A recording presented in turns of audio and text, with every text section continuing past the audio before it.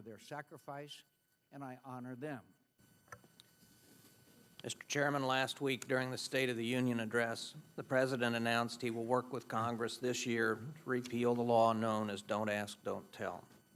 He subsequently directed the Department of Defense to begin the preparations necessary for a repeal of the current law and policy.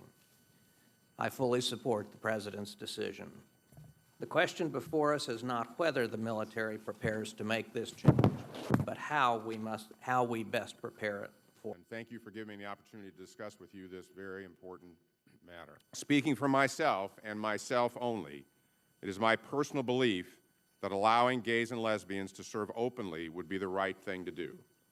No matter how I look at this issue, I cannot escape being troubled by the fact that we have in place a policy which forces young men and women to lie about who they are in order to defend their fellow citizens. Thank you very much, Mr. Chairman, and I want to thank Secretary Gates and Admiral Mullen for what's turning into a very long morning.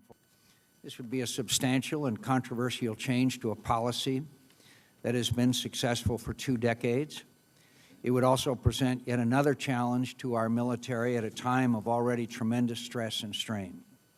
Our men and women in uniform are fighting 2 wars, guarding the front lines against a global terrorist enemy. Have allowed gay and lesbian service members to serve in their militaries. 40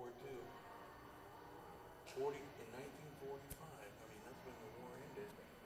I mean, when we went back, let's see who paid.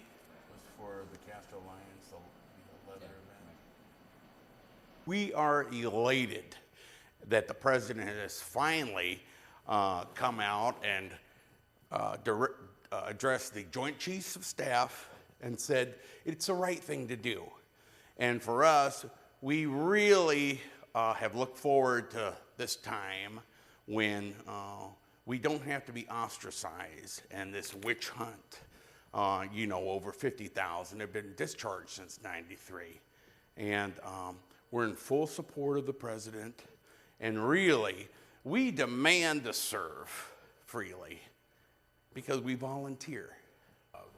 Even this one might be big. No, it's not that big. Let's look at this one. Right now, we need every man on deck. Every man. We can't be picking and choosing right now unless we're going to bring the draft back.